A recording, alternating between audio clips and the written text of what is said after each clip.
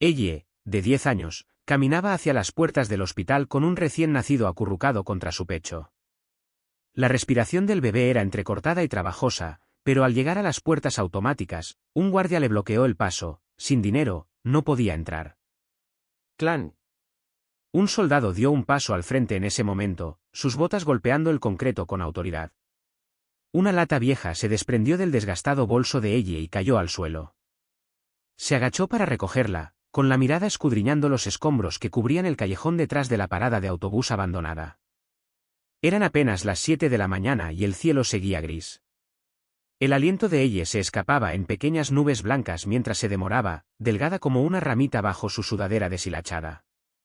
Todas las mañanas, buscaba botellas de plástico y latas de aluminio, cualquier cosa para intercambiar por monedas. La escuela hacía tiempo que estaba fuera de su alcance, la supervivencia era lo primero. A su alrededor, el callejón tras la estación serpenteaba, el frío se filtraba por las suelas de sus zapatos desgastados. Revolvió entre las cajas hasta que un débil grito le heló el corazón. No era un animal, era un humano.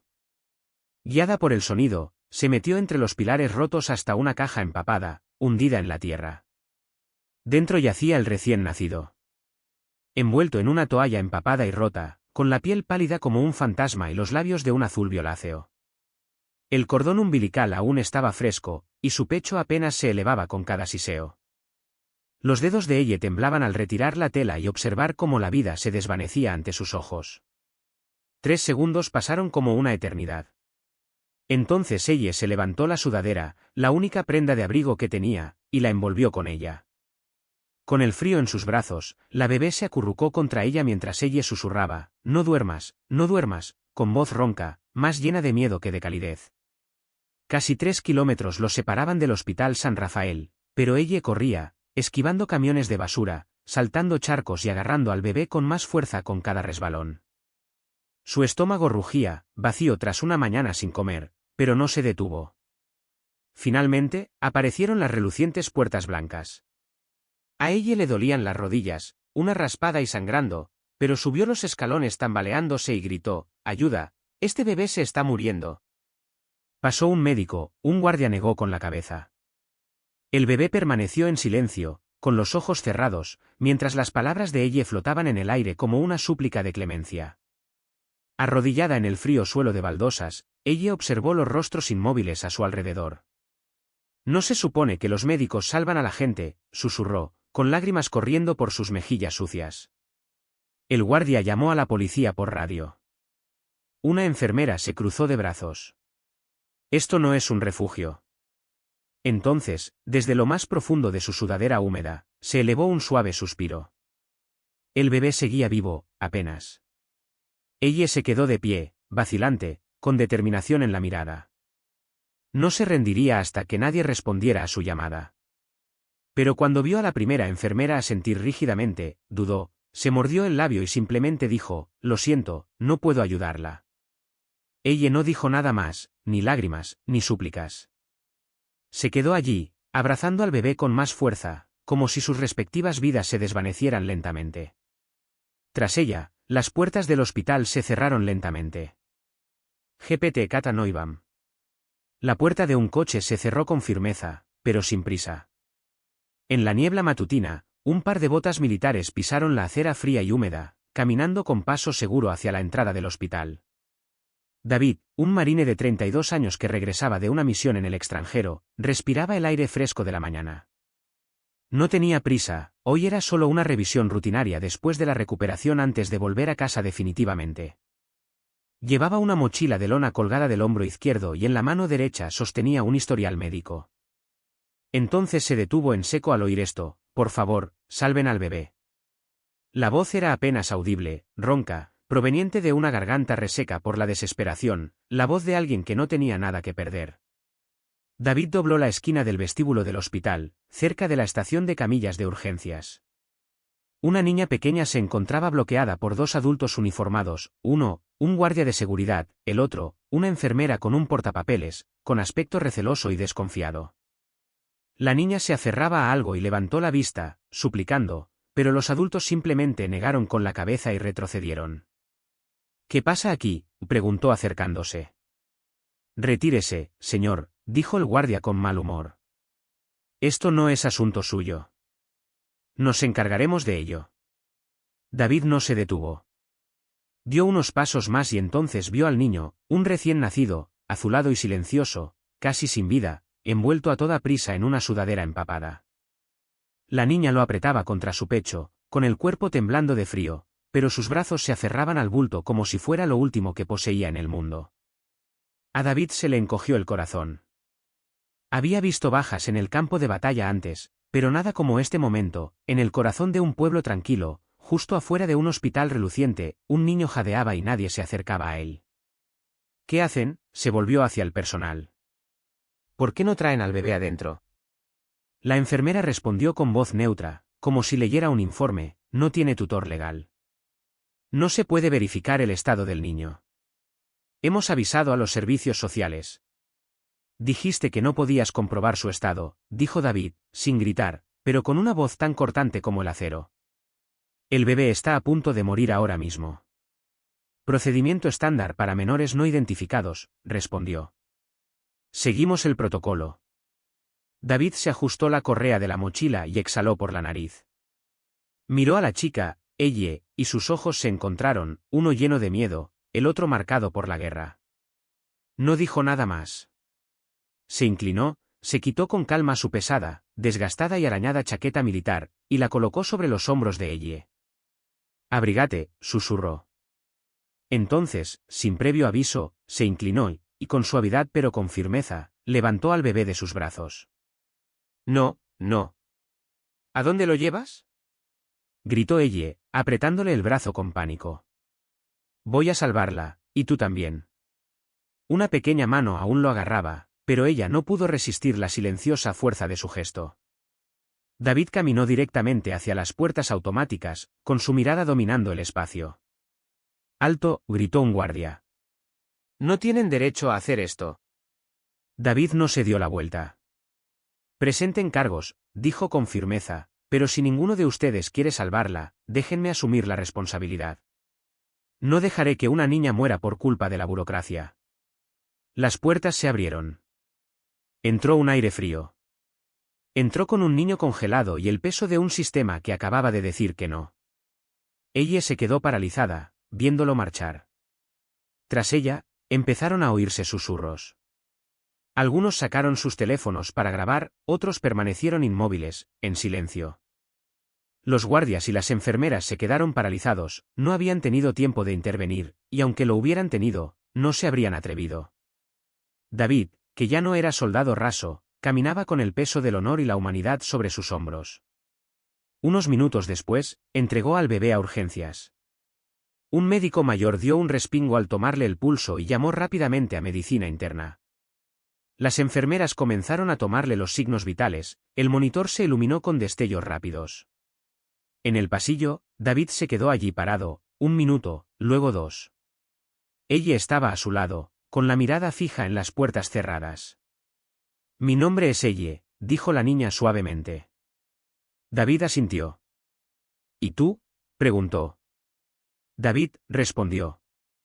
Y de ahora en adelante, ya no estarás solo. Las puertas de urgencias se cerraron de golpe tras ellos, dejando el pasillo frío y estéril bajo las tenues luces fluorescentes. David estaba allí, con la mano apoyada suavemente en el hombro de Elle. La joven temblaba, con los ojos muy abiertos, aún luchando por asimilar lo que acababa de suceder. A través del cristal esmerilado, se nos abrió un mundo completamente diferente, adultos con batas verdes, rostros enmascarados, máquinas en movimiento, todos enfrascados en una lucha contra el silencio. Un médico anciano de pelo canoso entró corriendo tras la alarma. Lo llamaron Dr. Parker, el médico de cabecera esa mañana. Sin decir palabra, miró al pequeño bebé inerte en la mesa de calentamiento y luego se volvió hacia la joven enfermera. ¿Cuánto tiempo? No está claro. Lo trajo una niña pequeña y lo abandonó en un basurero. Sin papeles. Imposible saber si el bebé es prematuro o nació a término. Parker no asintió. Inmediatamente se inclinó para tomarle el pulso y gritó, 30 grados, falta de oxígeno, hipotermia aguda. Intravenosas calientes, lámparas de calor, inicien la infusión de glucosa inmediatamente. Afuera, ella agarraba el dobladillo del abrigo de David con sus puños blancos, sus grandes ojos fijos en las figuras borrosas más allá de la ventana. Pensé que ya estaba muerta, susurró. David se acercó con voz tranquila y firme. No. Están discutiendo, como antes. Ella lo miró con ojos brillantes, y por primera vez, la esperanza comenzó a despertar en ella. En su interior, comenzó el suave ritmo mecánico del respirador. El doctor Parker se concentró, introdujo el tubo de respiración en la boca del bebé y ordenó a la enfermera que inyectara un estimulante cardíaco. Gotas de sudor le perlaban la frente a pesar del frío matutino. Prepara un termómetro de oído. Ladró. Si perdemos el pulso, empieza con las compresiones torácicas. Ella subió las piernas al banco del pasillo y entrelazó los dedos con tanta fuerza que palidecieron. Es tan pequeña, susurró. ¿Por qué tirarla como si fuera basura? David se sentó a su lado, sin decir nada al principio.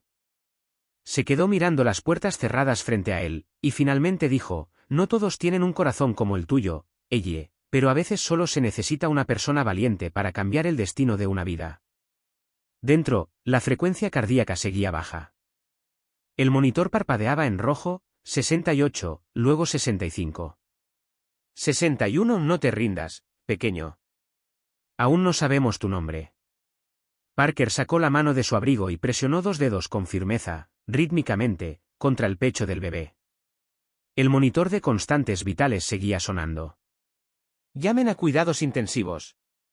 Preparen la incubadora. Ordenó. Pasaron 5 minutos. David no se movía. Ella apenas respiraba. El bebé aún no había llorado, ni un solo sonido. 8 minutos. Una enfermera salió corriendo, en silencio, tomando más vasopresores. David se acercó a ella. Ya casi llegamos, prometió. 1 segundo, 2 segundos, la puerta se abrió. El doctor Parker salió del quirófano, bajándose la mascarilla. Gotas de sudor le perlaban la frente mientras su mirada recorría el silencioso pasillo, fijándose finalmente en ella. El bebé está a salvo, dijo en voz baja. Sin fanfarrias, sin grandes anuncios, solo esas palabras, cayendo sobre el pecho de ella como agua tibia sobre hielo. Ella se incorporó bruscamente, cubriéndose la cara con las manos, y rompió a llorar. Sobrevivió, está realmente viva.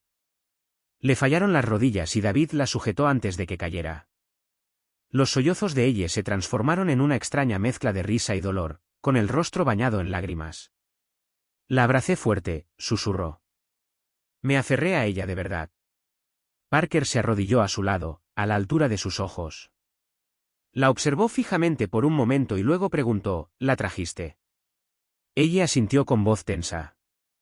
Le salvaste la vida. Si hubieras llegado 10 minutos después, no habríamos podido hacer nada. Ella no dijo nada más. Simplemente inclinó la cabeza, agarrando con su pequeña mano el dobladillo del abrigo militar que la envolvía, el mismo abrigo que conservaba el calor del soldado que la había guiado cuando nadie más lo hizo.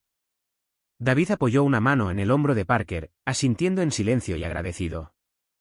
El pasillo parecía contener la respiración. La joven enfermera de antes se acercó sin decir palabra, con pasos apagados. Inclinó la cabeza y le entregó a ella una taza humeante de chocolate caliente. Ella la aceptó, sosteniéndola como un objeto sagrado. Se sentaron juntos en un banco de hospital. Los ojos de ella, rojos pero brillantes, y David, en silencio, a su lado. A través del cristal, observaban la diminuta figura de un recién nacido, aún sin nombre, que descansaba en la incubadora. Era como si, en un mundo que tantas veces le había cerrado las puertas en las narices a ella, algo finalmente se abriera. En el tercer piso del Hospital San Rafael, la unidad de cuidados intensivos neonatales estaba inusualmente silenciosa. Una luz tenue bañaba la habitación y las máquinas zumbaban suavemente. Entró una mujer de mediana edad con un blazer beige claro. Su paso era firme, pero su rostro expresaba más que profesionalismo, amabilidad. Linda Carter, la trabajadora social, se detuvo al borde de la ventana. ¿Es usted quien trajo al bebé? Ella se colocó detrás de David. Él asintió brevemente. La ayudé a llegar al hospital. La bebé tenía hipotermia grave, casi no habría sobrevivido si ella no la hubiera llevado a tiempo. La señorita Carter sacó un bloc de notas y se sentó en la silla junto a la pared. Cariño, ¿puedes contarme qué pasó, tal como lo recuerdas? Ella dudó, pero el pequeño y tranquilizador asentimiento de David la animó. Su voz era baja, casi ronca. Estaba recogiendo latas de comida, como siempre, cuando oí un llanto débil, como el de un gatito.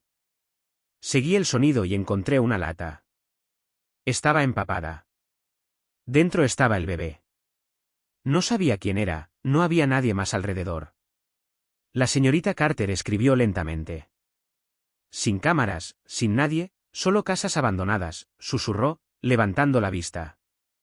Luego preguntó, ¿dónde está tu familia? ¿Dónde está tu madre? Ella frunció los labios, con la mirada fija en sus manos entrelazadas. Tras un silencio, su voz tembló. Mi madre murió cuando yo tenía 8 años, de cáncer. Vivíamos en un apartamento destartalado cerca de la estación de autobuses. No pudo levantarse de la cama durante meses. Mi padre se fue en cuanto ella enfermó y nunca regresó. Nadie de su familia se puso en contacto conmigo. Sus ojos se alzaron, rojos, pero secos, como si no se atreviera a dejarse absorber por el pasado. Solo éramos mamá y yo. Se le quebró la voz. Y ahora ella también se ha ido. David frunció el ceño, con la sorpresa grabada en su rostro. El bolígrafo de la trabajadora social flotaba en el aire. Entonces, ¿quién te ha cuidado estos 2 últimos años? Ella levantó la barbilla. La señora June. Vive abajo. Cuando mamá estaba enferma, me trajo papilla, medicinas, después de morir, me acogió. Me dijo, si nadie más te quiere, yo sí. La voz de la señorita Carter se suavizó. Firmó los papeles de tutela. Ella negó con la cabeza. Nadie preguntó. Nadie lo comprobó. La señora June tiene artritis, no puede desplazarse mucho, así que recogí materiales reciclables, hice recados y pagué sus medicamentos. El silencio volvió a invadir la habitación. Incluso el pitido fuera del cristal pareció cesar.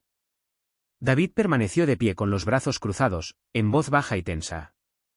Esa chica no fue a la escuela, sin expedientes, sin supervisión, y aún así sigue viva porque decidió que no tenía derecho a morir. Tras un largo momento, ella volvió a hablar, más tranquila que antes. No sé el nombre de la bebé, nadie me lo ha dicho. Pero si me voy, ¿quién se quedará con ella? Sus palabras no eran la sabiduría forzada de una niña que intenta parecer mayor. Eran sencillas, honestas y directas. La señorita Carter levantó la vista, su mirada ya no era la de una administradora, sino la de un ser humano que acababa de ver lo que el sistema había pasado por alto. Bajo la tenue luz amarilla, se encontró con la mirada de Ellie.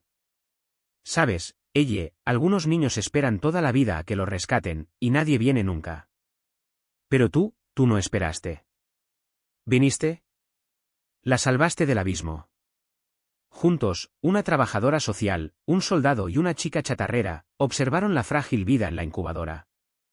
Y por primera vez, todos pensaron en la palabra familia, no como un término legal, sino como algo construido por quienes deciden no alejarse nunca de ella.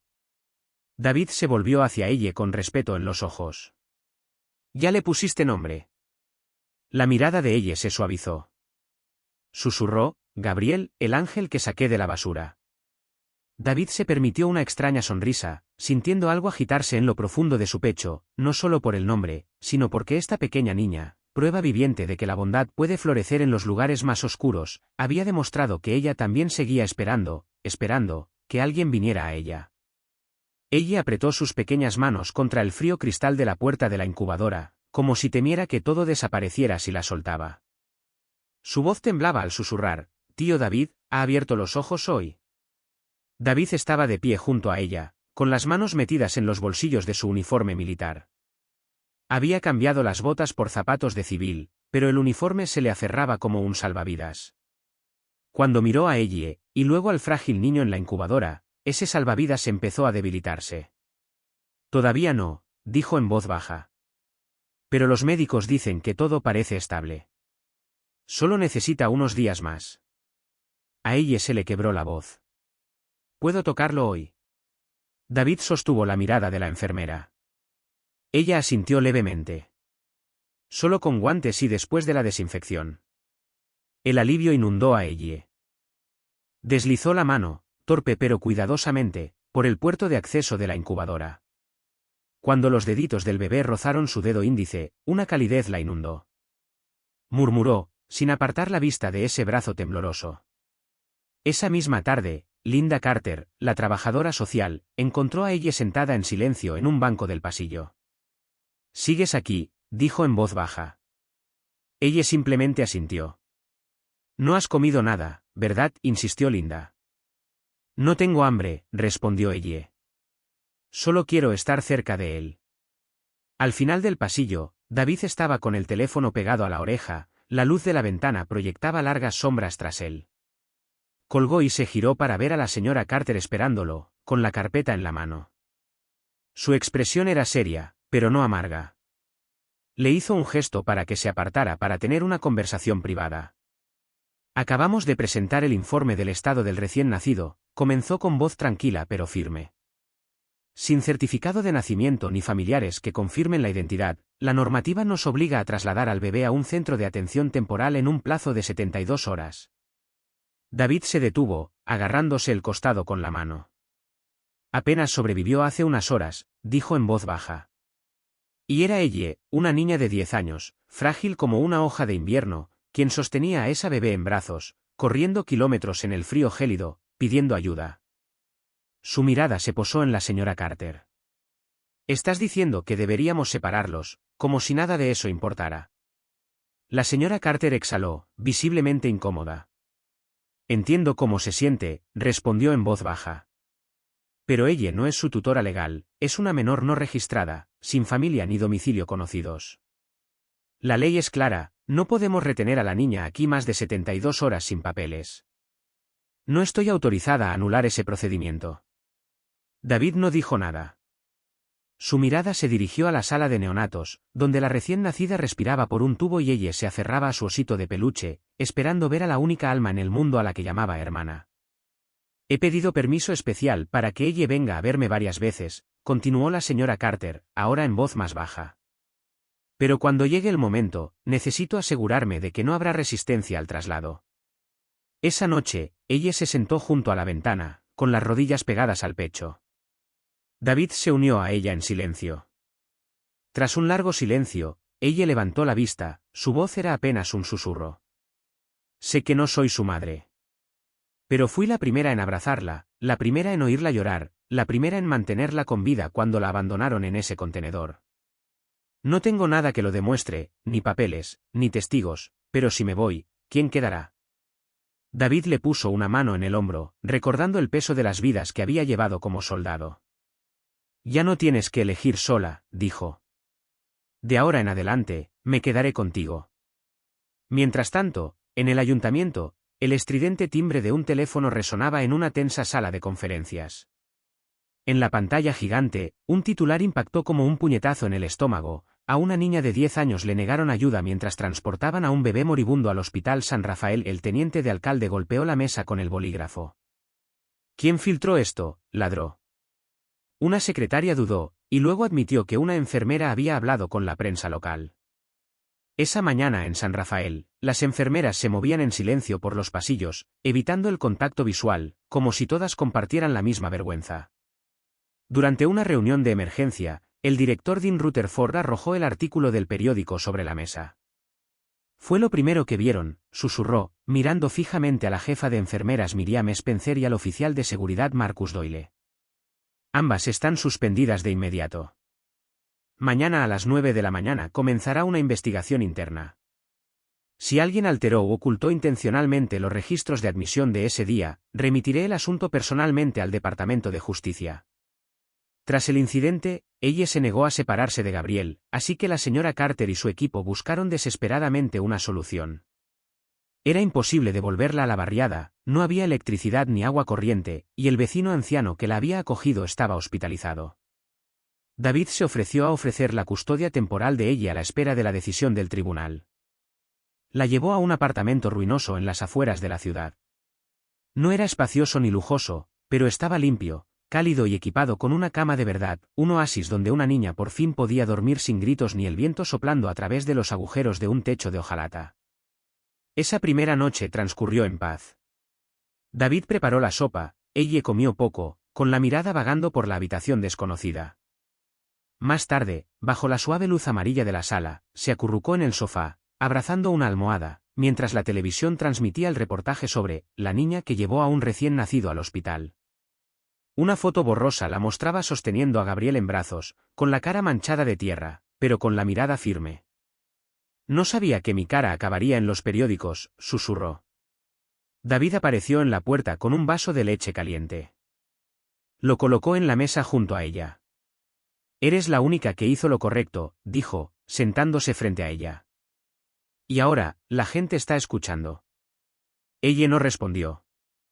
Se quedó mirando la leche, aferrándose a la almohada como si temiera soltarla. Sin embargo, por primera vez, se sintió lo suficientemente segura como para quedarse. David se levantó y cruzó la habitación hasta su escritorio. Un momento después, reapareció, agarrando una pila de hojas recién impresas, con la tinta aún ligeramente perfumada. Las colocó sobre la mesa, con la mirada firme, sincera, nunca apremiante. Necesito pedirte permiso para algo, comenzó. Esa tarde, David fue citado a la oficina de protección infantil. Alrededor de la larga mesa de conferencias estaban sentados dos representantes de servicios sociales, el fiscal municipal, un abogado supervisor y el director del hospital, Dean. Sus rostros estaban serios. No lo citamos para felicitarlo, dijo el funcionario.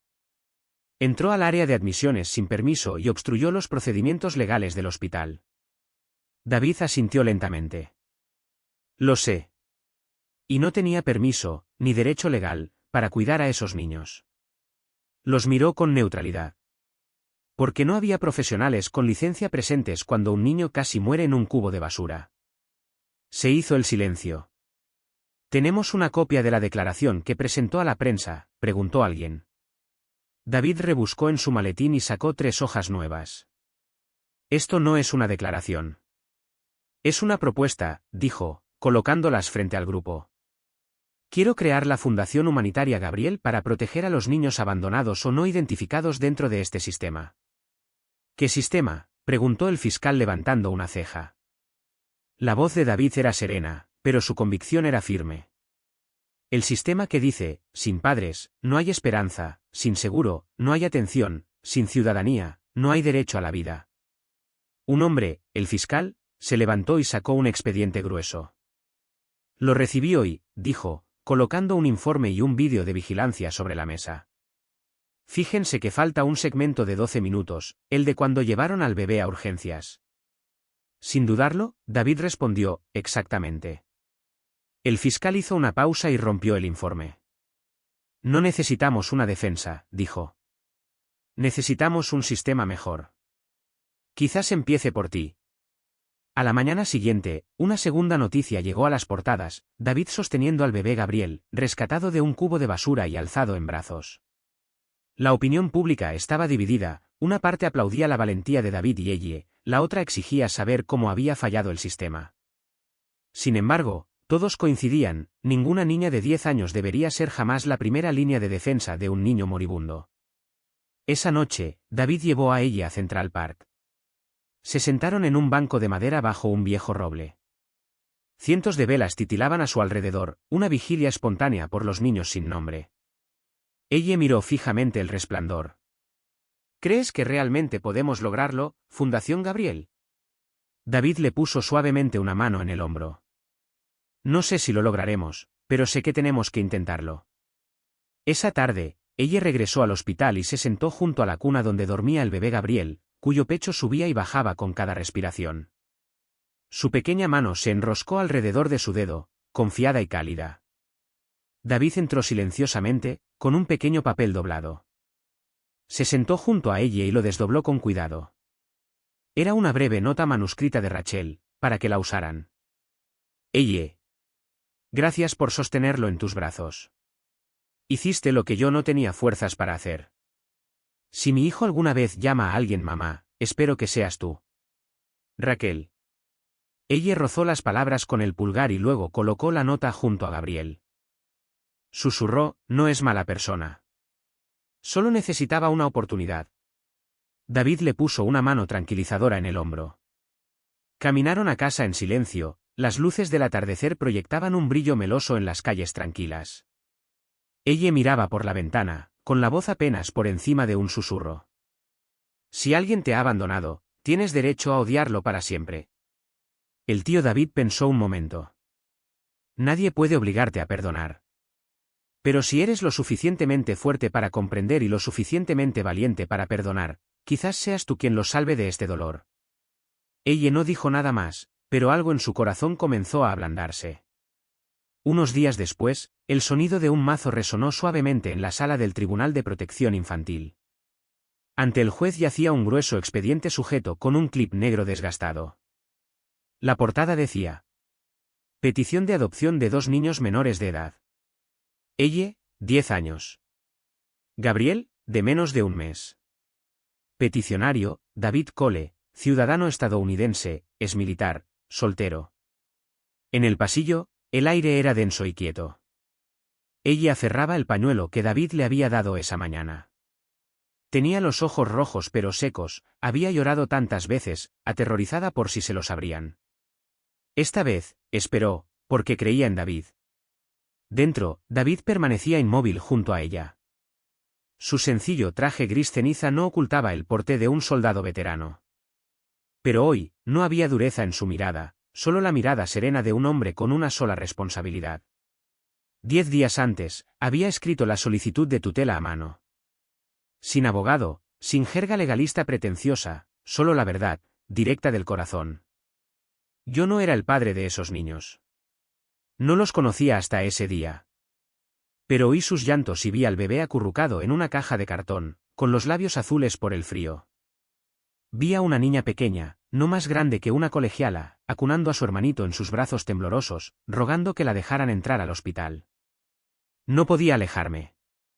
Desde ese momento, dejé de ser un espectador pasivo. El caso de David distaba mucho de ser perfecto, era soltero, sin bienes importantes y sin experiencia en la crianza de hijos. Pero tenía algo más, el coraje para actuar ante la injusticia y un corazón lo suficientemente grande como para amar a 2 niños que no eran de su misma sangre. El día antes de la audiencia, David llevó a ella a un lugar especial, una pequeña casa de madera en las afueras, recién renovada. Era la casa que su padre había dejado abandonada durante años tras la muerte de su madre. David había repintado todas las ventanas a mano, cortado el césped lleno de maleza, cambiado las cerraduras y comprado con cuidado cada objeto de la casa. Cuando el coche se detuvo, ella se hundió en un suave silencio de hierba verde. Una hamaca se mecía bajo un viejo roble. En el alféizar florecían margaritas amarillas, las mismas flores que había dibujado en el hospital, las mismas que le había susurrado a Gabriel que plantaría si alguna vez tuvieran un hogar. David le entregó una llave. ¿Abrirás la puerta? La mano de ella tembló al tomarla, luego, respirando en silencio, la giró con serena determinación. Dentro había una habitación modesta pero cálida, una cocina limpia y un mantel color crema. En la pared colgaba una fotografía enmarcada, David con Gabriel en brazos, ella de pie junto a ellos, los 3 sonriendo. La foto había sido tomada justo después de que Gabriel sobreviviera a su ataque, David la había impreso hacía mucho tiempo, esperando el momento oportuno para compartirla. Ella susurró, no sé qué decir. No tienes que decir nada, respondió David con suavidad. Solo recuerda que siempre pertenecerás aquí. Pero su alegría pronto se puso a prueba. Llegó un memorando interno de protección infantil, los expedientes de ella y Gabriel serían separados. La agencia consideró irrazonable que un solo hombre criara a 2 niños de edades y necesidades muy diferentes. David irrumpió en la oficina del administrador de casos. En una pequeña sala de conferencias, un abogado de la agencia explicó, no cuestionamos sus buenas intenciones. Pero la política favorece la adopción de bebés por parte de familias con experiencia en niños pequeños. Y dado el historial de ella, necesita una evaluación aparte. David habló con serena claridad, si crees que separar a estos 2 niños es tu idea de estabilidad, quizá nunca hayas visto a una niña temblando mientras abraza a su hermanito en el frío, cuando nadie se molesta en mirar hacia abajo. Esa noche, David le contó todo a ella. En un susurro, ella preguntó, ¿me van a quitar a Gabriel? David no mentía. Eso creen. Pero haré todo lo posible para que no se separen. Ella guardó silencio durante un largo rato y luego dijo, si pierdo a Gabriel, no necesito una casa, ni flores, ni una cocina cálida, porque solo sé amarlo a él. Al día siguiente, durante una consulta en los servicios de protección infantil, David, ella, un representante legal y 2 trabajadores sociales se sentaron alrededor de una mesa. Se leyó en voz alta la propuesta de separación. Ella no esperó a que terminaran de leer. Se levantó de un salto, abrazando a Gabriel mientras dormía, envuelto en una suave manta. Lo mantuve con vida, gritó. No te pido que lo adoptes, solo soy una niña, pero le di calor con el mío. Lo sostuve en mis brazos todo el camino hasta el hospital. Por favor, no me lo quites. Se hizo el silencio. Una persona se dio la vuelta, otra inclinó la cabeza. David posó suavemente la mano sobre el hombro de ella. Nadie lo interrumpió, porque la verdad simplemente necesita ser escuchada. 2 días después, el tribunal programó la audiencia oficial.